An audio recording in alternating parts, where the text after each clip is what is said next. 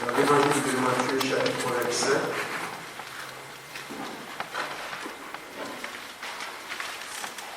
L'évangile de Matthieu, chapitre 25. Et nous lisons à partir du verset 31.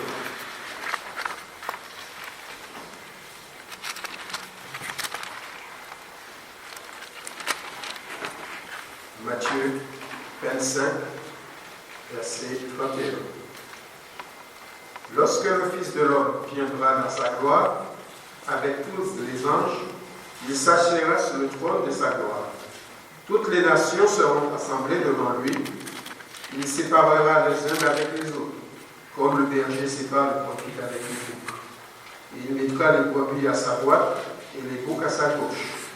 Alors le roi dira à ceux qui seront à sa droite, « Venez, vous qui êtes bénis de mon Père, prenez possession du royaume qui vous a été préparé dès la fondation du monde. Car j'ai eu faim et vous m'avez donné à manger. J'ai eu soif et que vous m'avez donné à boire. J'étais étranger et vous m'avez recueilli. J'étais nu et vous m'avez vêtu. J'étais malade et vous m'avez visité. J'étais en prison et vous êtes venus vers moi. » Les justes lui répondront, « Seigneur, quand avons-nous vu avoir faim et soif et t'avons-nous donné à boire? Quand avons-nous vu étranger et t'avons-nous recueilli? Ou nu et t'avons-nous vêtu? Quand avons-nous vu malade ou en prison et sommes-nous allés vers toi? » Et le roi leur répondra, « Je vous le dis, en vérité, toutes les fois que vous avez fait ces choses à l'un de ces plus petits de mes frères, c'est à moi que vous les avez fait. » Amen. C'est vrai, frères et sœurs, que nous attendons tous le retour de notre Seigneur. Amen. Est-ce que vous l'attendez? Ah oui, nous l'attendons. Nous l'avons chanté, c'est pas notre patrie, c'est là-haut. Notre patrie, c'est là-haut. Et c'est vrai que le chapitre 25, quand nous regardons ce chapitre, le Seigneur il nous met en garde quand même. Il nous met en garde, mais en même temps, il nous donne cette réflexion qui nous permet de nous préparer. Pour nous préparer. Parce que c'est vrai que, comme il est dit, lorsque le Fils de l'homme viendra dans sa gloire, avec tous les anges, il y a cette phase. Ce que nous lisons là, c'est cette phase du jugement dernier. Je rappelle, j'ouvre cette parenthèse, que les chrétiens, l'Église, c'est pas pour nous, ce jugement. Parce qu'il nous a dit que Jésus reviendra et les morts en Christ ressusciteront premièrement et nous, les vivants qui serons restés, nous partirons dans les airs ensemble. Donc ces choses-là, cette phase-là, nous le connaîtrons, mais ceux qui ne seront pas été enlevés, c'est sûr, ils vont, en quelque sorte, comme dit la parole, être sauvés même à travers le feu. Après, quand l'ennemi Satan va être déchaîné sur la terre, donc il n'y aura plus le Saint-Esprit, il n'y aura plus tout cela pour préserver les âmes, pour préserver les chrétiens. C'est que nous le prêchons tous les dimanches et dans nos prédications. Jésus, c'est la porte. La porte, elle est ouverte, la porte. La porte de la grâce est ouverte le jour d'aujourd'hui, même ce matin. La porte de la grâce est ouverte pour ceux ou celles qui ne connaissent pas Jésus, qui dans leur vie, la porte est ouverte. Il y a une occasion pour tout individu, même pour nous chrétiens, c'est vrai. Le Seigneur nous rappelle des choses, de nos responsabilités. Nous avons nos responsabilités. C'est vrai, dans ce chapitre 25 de l'évangile de Matthieu, le Seigneur veut nous mettre en garde en commençant, nous le connaissons bien ce chapitre, par les paraboles des 10 vierges, à se préparer comme les 5 sages qui étaient prêts à accueillir l'épouse. Parce que l'Église, c'est l'épouse, nous rappelons cela, et l'épouse, c'est Jésus. Nous l'attendons, le retour de l'époux. Mais il faut que nous soyons comme ces vierges sages qui avaient non seulement de l'huile dans leur lampe, mais surtout, ils avaient les réserves. Ils avaient les réserves. Parce que quand nous regardons ces points, en restant un petit peu là-dessus, ces 10 vierges Ils avaient même tous, ils avaient les mêmes ingrédients, les mêmes quantités d'huile, mais il y en avait qui étaient plus prudentes, qui a pensé de prendre des réserves. Bien sûr, toutes s'endormirent aussi, s'assoupirent. Vous savez que, je ne sais pas s'il faut le dire, mais je le dirai quand même, parce que le salut, c'est une fois que nous l'avons, il est acquis, notre salut. En même temps, il est acquis et en même temps, il faut le préserver, notre salut. Il faut l'entretenir, nous, enfants de Dieu. Il ne faut pas dire, oui, je suis sauvé. Moi, je suis sauvé, tant pis pour les autres. Moi, je suis sauvé, c'est là. Non. Le Seigneur nous donne des responsabilités, nous, chrétiens. Nous qui voyons clair, nous qui représentons la lumière, nous devons aussi éclairer les autres qui ne voient pas. Nous sommes la lumière du monde. C'est Jésus qui l'a dit, frères et sœurs. Ne soyons pas surpris, parfois nous voyons des choses autour de nous et nous voudrions que les autres ils voient comme nous voyons. Mais non, ce n'est pas possible. Parce que avant de connaître le Seigneur, nous étions des aveugles. Des aveugles, nous ne voyions pas les choses de Dieu. Nous étions comme des errants. Et le Seigneur est venu, il a ouvert les yeux. Non seulement qu'il a ouvert nos yeux, mais il a ouvert nos cœurs. Il a enlevé tout ce qui n'était pas de sa gloire, qui n'était pas de lui dans le cœur. Il a balayé tout ça. Il a fait le ménage. Et maintenant, c'est vrai que nous avons, qu'est-ce que nous avons en nous? Ben, les sentiments de Jésus. Tout ce qui est en Jésus. Nous sommes, c'est vrai, ces enfants de lumière. Et c'est vrai que nous le savions, et c'est vrai de le rappeler, que le Seigneur revient. C'est vrai de se rappeler que le Seigneur revient. Il y a son retour. Il vient chercher son Église, son épouse. Et toute cette phase de préparation, d'avertissement, de prudence, de prière et de vigilance, c'est ça qui nous parle le chapitre 25. Être prudent. Nous savons ni le jour ni l'heure que le Seigneur revient. Mais nous devons être prêts. Ma vie, est-ce que ma vie est prête? Est-ce que je suis prêt? Est-ce que je suis prêt? Le Seigneur ne veut pas nous mettre une culpabilité sur nous, mais il veut nous rappeler. Il veut nous mettre, et nous, à chaque fois, est-ce que nous sommes prêts? Parce que comme nous ne savons pas nous le jour ni l'heure, ben le Seigneur peut venir à l'instant même. Est-ce que je suis prêt? C'est cette question que nous pouvons nous poser. Donc il est aussi question du jugement dernier, bien sûr, ce que nous l'avons, pas celle que nous avons lu. Il est question aussi du tri. Il y a un tri, exactement de la séparation du bon et du mauvais. Parce que nous le savons bien que tout ce qui est de péché ne peut pas cohabiter dans le royaume de Dieu. Tout ce qui est tâche ne peut pas entrer dans le royaume de Dieu. Le péché, les salissures, nous le savons bien, c'est pour cela que le Seigneur, à un moment donné, il y a un tri qui va être fait. Mais c'est dans ce jugement dernier, mais pour nous chrétiens, nous ces élus, nous que si le Seigneur tarde à venir, peut-être que nous allons mourir, c'est même sûr. Ah oui? Non, ce n'est pas étonné de cela. Nous sommes du ciel, nous retournons du ciel si le Seigneur tarde à venir. Mais si le Seigneur vient avant et nous sommes revenus, il nous enlèvera.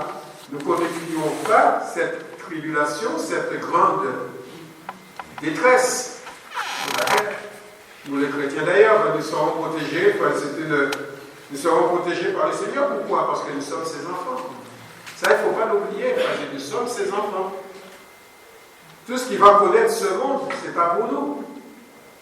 Mais bien sûr, si nous quittons cette zone de sécurité, si nous quittons la grâce et nous écartons de Jésus, alors à ce moment-là, nous sommes comme ce monde. Mais nous sommes ses enfants, l'enfant de Dieu, les enfants. Nous ne sommes plus des étrangers, nous dit la parole. Nous ne sommes plus des étrangers alors. Faut-il avoir des craintes? Moi je dirais que ces choses doivent arriver. À quoi bon d'avoir crainte? Parce que ces choses doivent arriver.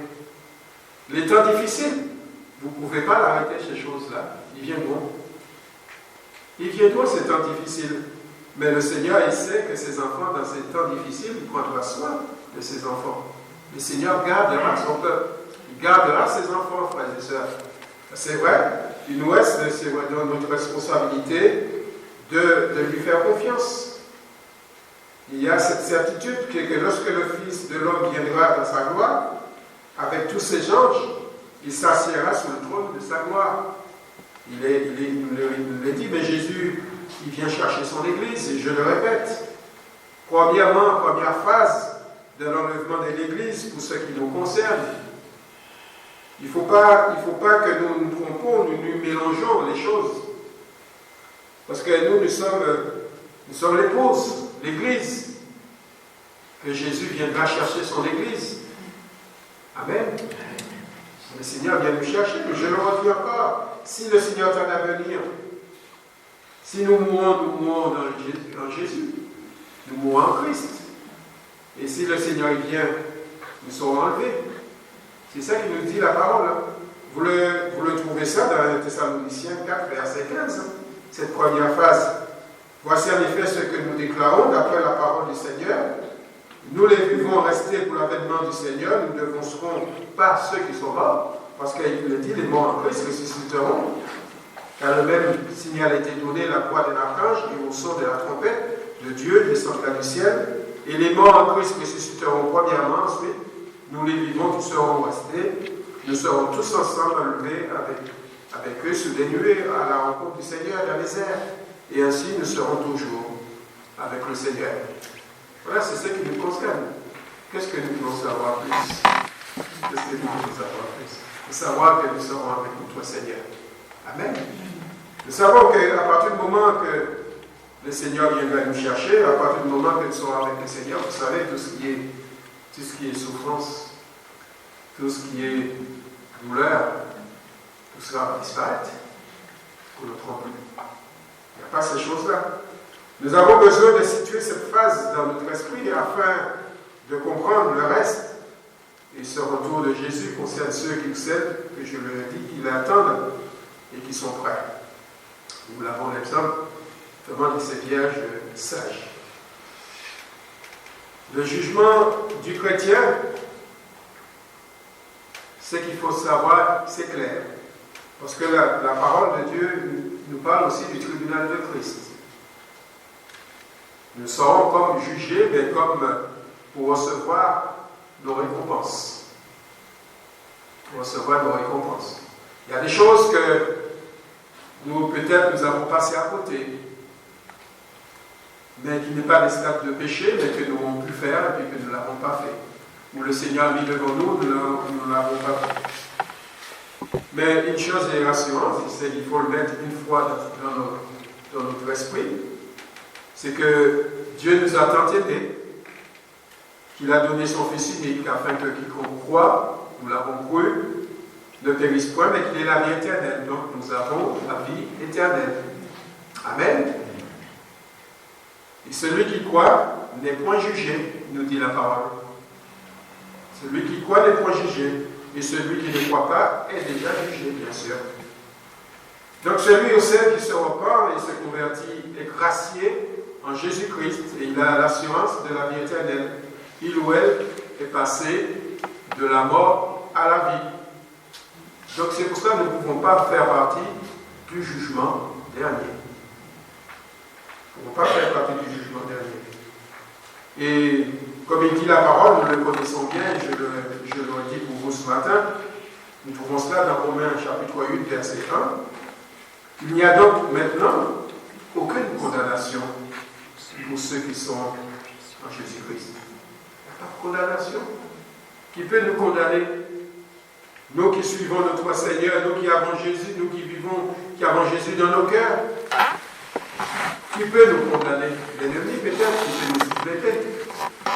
Peut-être quand nous faisons un faux pas, il va dire, tu es tombé. Oui, je suis tombé, mais mon Seigneur va me relever. Amen. Mais oui. Qui pourrait nous condamner? Vous savez, Jésus nous le dit dans sa parole, il est notre avocat. Meilleur avocat qui peut exister, Jésus. Alors, quel avocat qui pourrait contester notre Seigneur Jésus? Ah oui. Notre avocat, il plaide pour chaque nous ne sommes pas seuls. Le sacrifice de Jésus est utile. On ne revient pas dessus. On ne remet pas en question. Les modes peuvent changer, mais Jésus, la parole de Dieu, il reste le même. La même. La parole de Dieu ne change pas.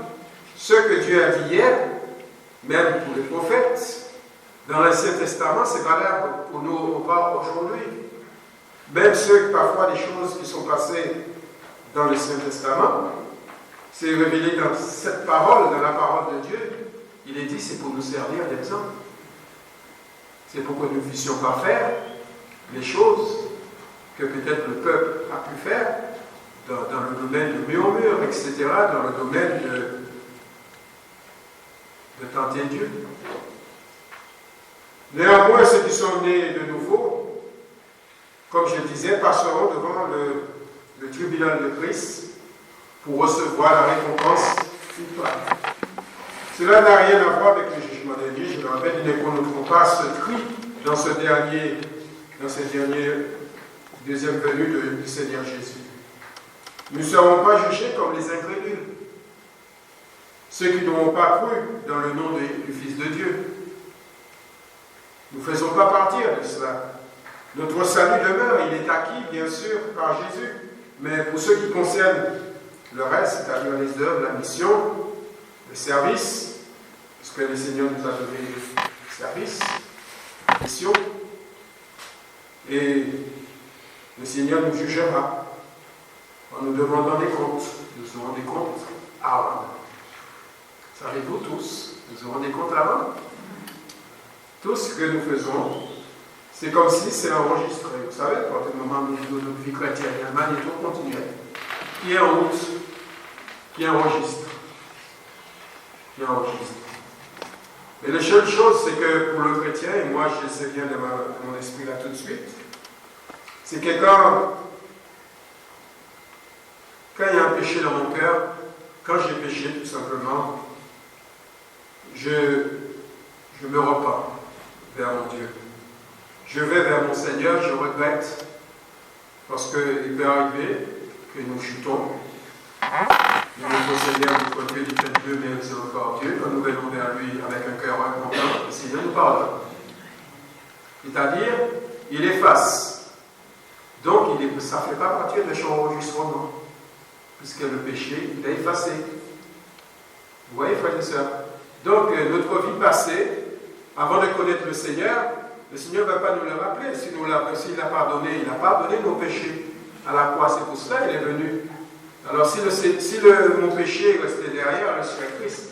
Puis j'aurais le tout le mois à zéro, parce que, vous savez, on a vécu parfois des choses qui ne plaisent pas au Seigneur, qui n'ont pas plu au Seigneur, et puis des choses qu'on n'a même pas envie d'en parler, de se rappeler.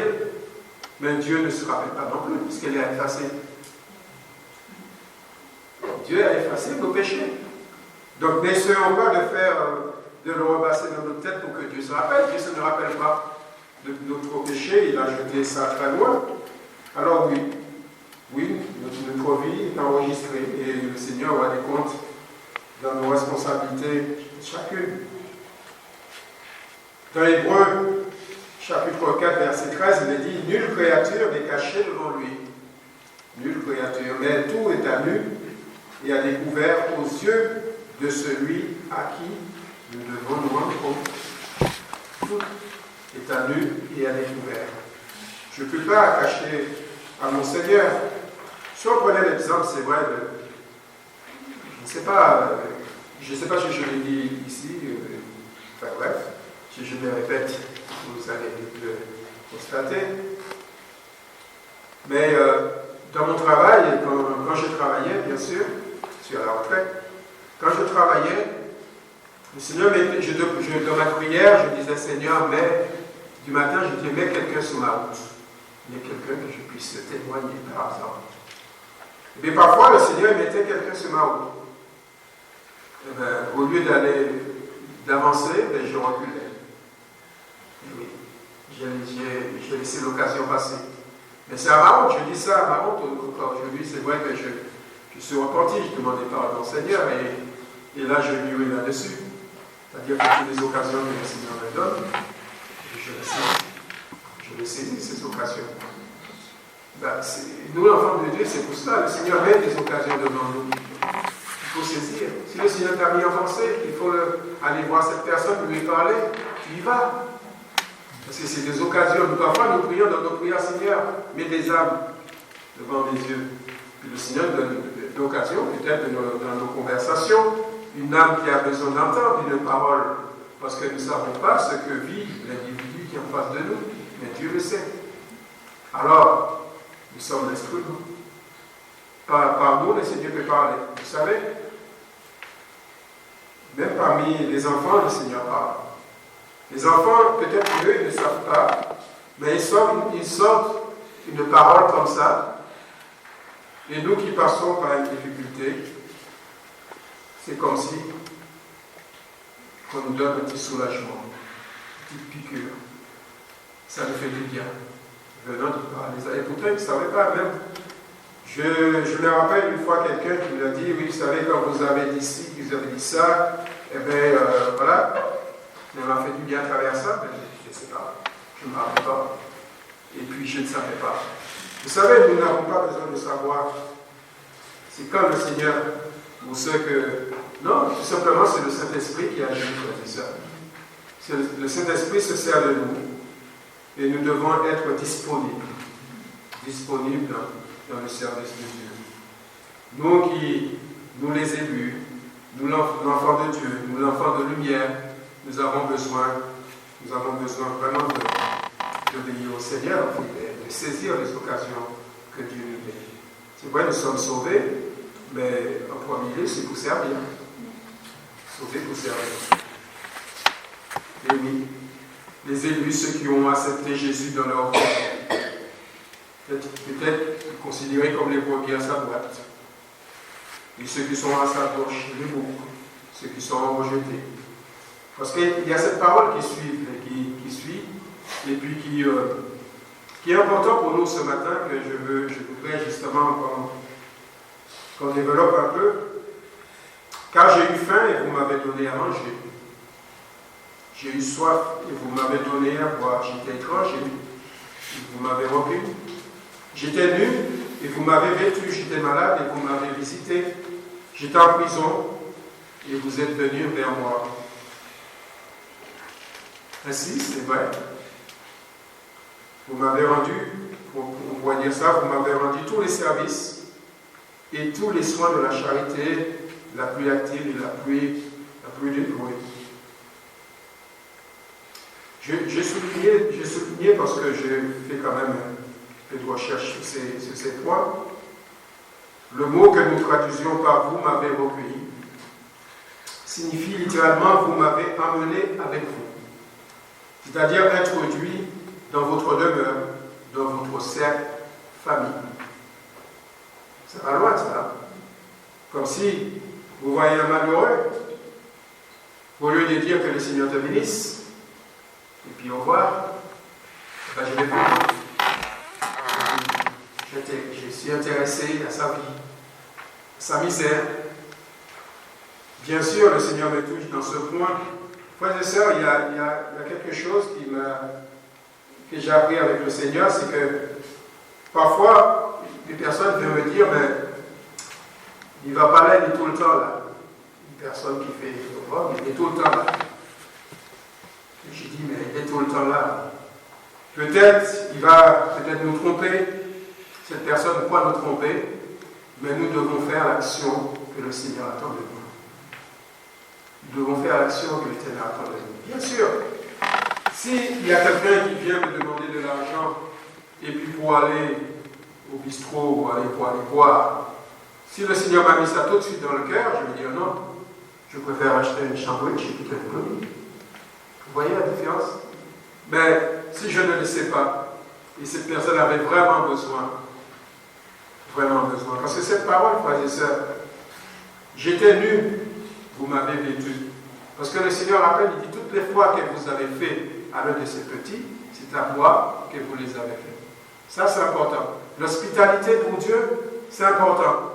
Il ne faut pas croire que c'est vrai qu'il y a le spirituel, il faut être animé vraiment du Saint-Esprit, il faut être animé de Jésus, mais il y a l'action. il y a l'action. Et l'action, ça peut jouer aussi sur le matériel. Oui. Cela me parle de sentiments, les sentiments de Jésus. Ayez en vous les sentiments qui étaient en Jésus-Christ. Nous véhiculons, c'est vrai, nous voulons véhiculer autour de nous les sentiments de Jésus. Jésus, il était rempli de compassion. Jésus ne repoussait pas les âmes. Jésus ne disait pas, aujourd'hui, je n'ai pas besoin de... Non, laissez-moi tranquille, je suis fatigué. Je viens de faire tant de kilomètres à pied. Non. Vous allez me dire, c'est Jésus. Mais Jésus nous montre l'exemple. Il a montré l'exemple. Jésus était attentif. Jésus, il acceptait les âmes. Vous savez que Jésus aimait les âmes? Non, je ne vous apprends rien. Je vous apprends rien. C'est tout simplement pour dire que nous devons aimer les âmes. Frères et sœurs. Nous devons aimer les âmes. Quand je dis aimer les âmes, je n'ai pas dit aimer de leur façon de vivre. Ils vivent. Parce que le Seigneur, qu'est-ce qu'il aime? C'est le pécheur. Mais pas le péché. Amen. Donc nous devons avoir cette vision de Jésus. Une âme qui vient, qui entre dans ce lieu. Peut-être nos yeux, c'est un peu le caméra, quoi, on a tendance à regarder l'extérieur de la personne, l'apparence. Mais avant de regarder l'apparence, personne qui n'est pas bien habillée comme nous l'aurait souhaité, ou sa tenue comme nous l'aurait souhaité. Mais ce qui est important pour le Seigneur, c'est son âme. C'est une âme à sauver. Ça, c'est important d'avoir cette vision. Quand nous rencontrons quelqu'un, et c'est avant de le mettre, de le juger, nous devons dire, cette âme-là, il a besoin du Seigneur Jésus dans sa vie. Ça, c'est ça, frères et sœurs. Oui. Et toutes les fois que nous intervenons et nous faisons, nous sommes dans le service pour le Seigneur. Nous sommes dans le service. Nous pouvons parler des prisonniers. C'est vrai que tout le monde ne peut pas visiter les prisons. Nous ne pouvons pas tous aller dans les prisons pour voir les prisonniers. Il faut avoir quand même cette formation du Seigneur pour aller visiter. Mais nous pouvons prier. Nous pouvons prier pour ceux qui sont en prison, que les messagers qui vont les visiter, que les prisonniers puissent être touchés. Leur cœur peut être touché. Nous pouvons prier pour les malades. Vous savez, les gens que nous rencontrons, ils traversent des moments difficiles, non pas que nos frères et sœurs qui sont malades, mais aussi dans le monde. Les inconvertis. Lui parler de la guérison, que Jésus guérit. Amen. Non? Eh oui. Lui parler de cela. Vous savez, ce qui, au jour d'aujourd'hui, les hommes, tout ce qui est différent d'eux, ils le rejettent. Parce qu'ils ne sont pas comme nous. On parle de racisme, on parle des étrangers chez eux. Moi, je ne vais pas faire de politique. Mais tout ce que peut-être que mon semblable appelle étranger, c'est une âme devant Dieu. Vous savez, dans les pays qui sont en guerre, vous savez que certaines populations n'ont pas demandé cela. Les gens n'ont pas demandé la guerre. Et ils en souffrent. Ils en souffrent. Nous avons des chrétiens dans ces pays-là qui ont besoin de nos prières, frères et sœurs. Des chrétiens dans ces pays-là qui ont besoin de nos prières. On ne peut pas aller les voir, les visiter, mais nous pouvons prier. Nous pouvons prier. C'est pour ça que c'est important, nos réunions de prière. Et c'est un combat de la foi. Et oui, parce que le Seigneur, il est content de nous voir à notre place. Et oui, c'est comme un homme de Dieu qui disait qu'il était sur la tour. C'était Habakkuk. Habakkuk était sur la tour, il veillait. Et nous sommes appelés, frères et sœurs, à veiller. Nous sommes appelés à veiller. Et aussi saisir les occasions que le Seigneur met dans nos cœurs. Dans le concret, c'est vrai que le Seigneur nous montre l'exemple à suivre, à savoir à marcher dans ses pas. Marcher comme des enfants de lumière. Marcher comme des enfants de lumière, c'est-à-dire se de mettre. Il faut toujours être derrière Jésus, il ne faut pas marcher devant lui, c'est lui que nous suivons. Et bien, le pas, nous mettons nos pieds dans l'empreinte de ses pas et nous avançons. Comme ça, nous sommes sûrs d'aller là où il va. Amen. Oui, comme des enfants de lumière, afin d'éclairer ceux qui sont dans les ténèbres. Ceux qui sont dans les ténèbres, je pense à nos familles, je pense à nos enfants, nos petits-enfants qui ne connaissent pas le Seigneur. Je pense à tous ceux que nous côtoyons. Je pense aussi à ceux qui viennent dans nos réunions d'évangélisation, qui ont besoin de la grâce de Dieu. C'est pour cela que l'Église que nous formons, on doit être présent dans la mesure du possible, bien sûr, pour accueillir. Si vous êtes enfant nouveau-né, ben oui. Hein. Vous savez, quand les enfants ils naissent, les parents ne laissent pas l'enfant, et puis pourquoi ça y est, on va venir chez moi? Non, il faut les accueillir. Ben oui, c'est ça. Parce que l'Église, il faut qu'il enfante. Il y a des enfants, il y a des âmes qui ont besoin de connaître le Seigneur. Il y a des âmes qui ont besoin de voir la lumière, les enfants de lumière. Il y a des âmes qui ont besoin de voir les absents devant eux. Nous avons l'exemple. Mais l'exemple, c'est l'exemple de Jésus. Et nous reflétons Jésus. Parce que le Seigneur nous a dit, nous sommes lumière. Nous sommes lumière. Nous avons besoin aussi de marcher en nouveauté de vie. Alors ma conduite, ça touche aussi ma conduite avec ceux du dehors. Comment je me comporte avec ceux du dehors? Est-ce que je vis comme ils vivent? Ou alors je m'écarte d'eux, je m'éloigne d'eux? Et pourtant, le Seigneur nous a appelés à aller les chercher aussi dans le monde. Vous savez, frères et sœurs, on dit c'est vrai, c'est pas évident. Mais nous devons nous placer devant le Seigneur, nous devons nous mettre devant le Seigneur et dire Seigneur, conduis ma vie. Et si nous le faisons tout sincèrement, le Seigneur conduit nos vies. Même à travers le monde, vous savez que même quand je parlais aux âmes, je ne cherchais pas à entrer dans leur vie. Mais cette mission, c'est d'ouvrir ma bouche et dire tiens, voilà, savez-vous que Jésus vous aime? Savez-vous que sans Jésus, vous êtes perdus? Ça, les gens ont besoin d'entendre cela. Ils ont besoin d'entendre cette parole. Parce que Jésus, c'est sauveur. C'est le sauveur, Jésus. S'il est le sauveur, de l'autre côté, il y a des perdus. Donc c'est pour cela qu'il ne faut pas tourner autour du pot.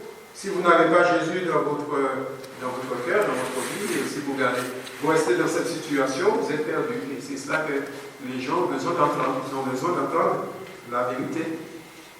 Amen. Ils ont besoin d'entendre la vérité. Donc marcher aussi dans la paix. Marcher dans la paix. Dans l'amour. Vous savez, quand Jésus nous donne sa paix, et sa paix demeure, c'est une paix, vraiment. Ce n'est pas n'importe quelle paix. Ce n'est pas comme le monde le donne, ou comme le monde veut chercher la paix par la guerre. Mais Jésus, quand il donne la paix, il donne sa paix.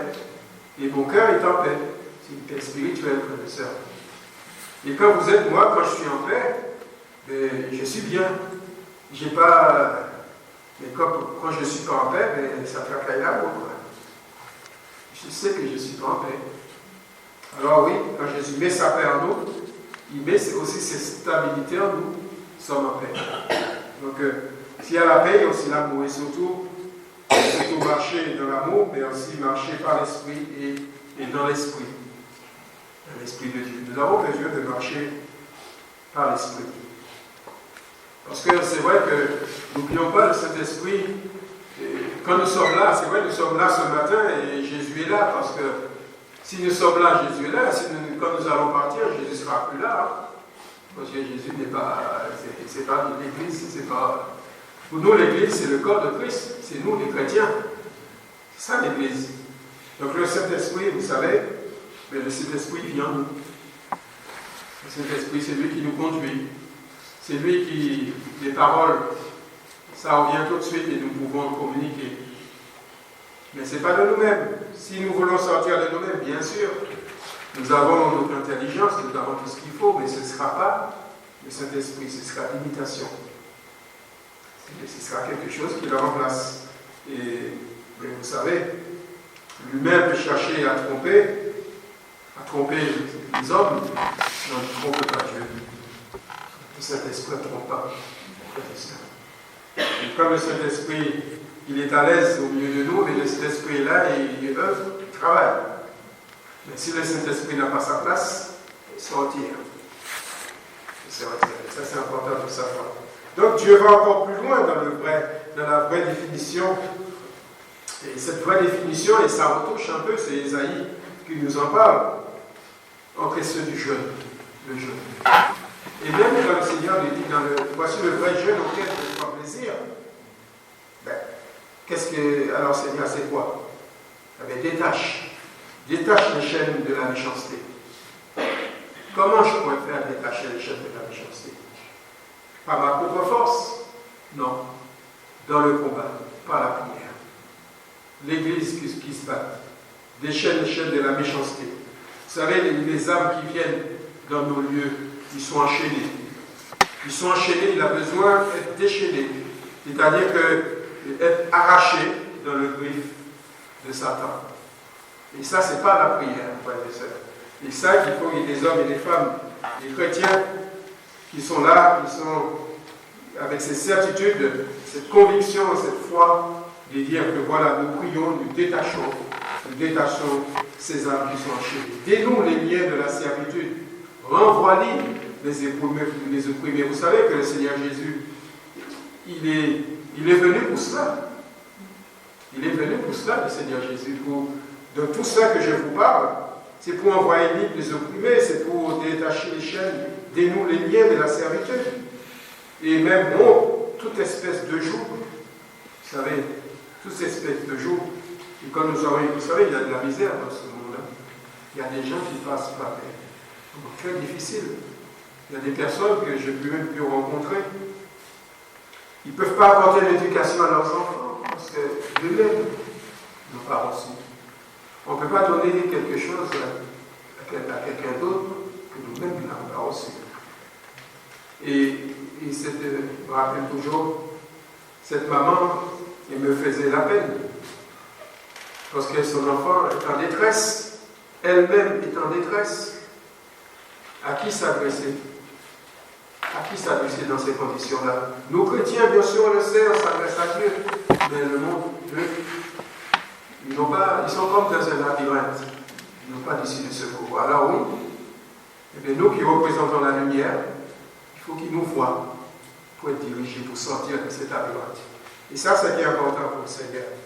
C'est pour cela que le Seigneur dit, voilà, j'étais comme ci, comme cela. Donc toutes les fois que vous l'avez fait, c'est à moi que vous les avez fait. Alors, évidemment, comme il dit, si tu vois un homme nu, ouvre-le et ne t'étonne pas de son semblable. Nous ne devons pas imiter comme ce monde qui rejette, mais nous devons accepter. Nous devons aller vers. Il faut afin que les âmes, le but, c'est que leur âme soit sauvée, frères et sœurs. Et aimer les âmes comme le Seigneur Jésus. Notre service pour Dieu, c'est d'être là où le Seigneur nous veut pour lui, d'être à notre place. Amen. D'être à notre place. Nous faisons partir de cette Église, et le Seigneur a donné à chacun sa place. Nous avons reçu chacun des talents. Peut-être pas la même valeur, pas le même talent, pas le même nombre, mais nous avons reçu. C'est ça qui est important. Et là, le Seigneur attend et quand il nous demandera des comptes. Qu'est-ce que tu en as fait? Pourquoi tu ne l'as pas fait? Et le Seigneur ne se trompe pas. Comme nous l'avons lu, le Seigneur ne se trompe pas. Alors, nous voudrons aller plus loin avec le Seigneur, apprendre de lui, grandir en lui. Amen. Avoir les mêmes sens d'intérêt de Jésus. N'oublions pas que Jésus est venu pour le salut des âmes. Et nous sommes sauvés pour le salut des âmes. En retour, que nous puissions lui transmettre ce que nous avons reçu. Seigneur soit béni. Alors, ces points sont salutaires. J'ai même noté un verset, tout ce que ta main trouve à faire avec ta force, fais-le. Tout ce que ta main trouve à faire, fais-le. Ne pose pas la question autour de toi, de dire pourquoi lui ne fait pas, non. C'est toi, fais-le. C'est pour ton Seigneur que tu fais ça. C'est pour Jésus, pour ton Seigneur. Si le Seigneur est dans ton cœur, ta pensée, il faut y aller, tu y vas. S'il ne l'est pas, tu n'y vas pas. Vous savez, avant même quand je faisais des, comment on appelle ça à l'époque, des CNM, distribution faire prospectus. Et avant d'y aller, on se mettait devant Dieu en prière. On se mettait devant Dieu en prière. Il fallait faire parce que vous savez, l'ennemi de nos âmes, les gens que vous en face de vous, vous ne savez pas qui c'est, vous ne savez pas qui vous allez rencontrer. Et parfois, on a rencontré des oppositions diaboliques. Vous repoussez. C'était difficile. Hein? C'est pas facile. C'est pour cela que, si le Seigneur a mis dans votre cœur, le Seigneur va vous donner cette formation-là, cette certitude. Alors il faut le faire. Mais si le Seigneur n'essaie pas d'aller de par vos propres forces, n'essaie pas d'y aller et de dire moi, j'en gagnerai 3. Lui, il a gagné 1, j'ai gagné 3 ans. Non. On y va, la prière d'abord. La prière d'abord et après, on avance selon ce que le Saint-Esprit nous communiquera. Alors oui, je veux m'arrêter là, frères et sœurs. Au verset 34, alors nous avons lu de première lecture. Alors le roi dira à ceux qui seront à sa droite, venez, vous qui êtes bénis de mon Père, prenez possession du royaume qui vous a été préparé dès la fondation du monde. Et dans le psaume 147, verset 17, l'Éternel est juste dans toutes ses voies et miséricordieux dans toutes ses œuvres. Oui, le Seigneur sait ce qu'il fait. Alors nous voulions que le Seigneur nous aide à aller plus loin, à gagner avec lui. Amen. Et Dieu soit. Merci Seigneur pour ta parole. Nous enseigne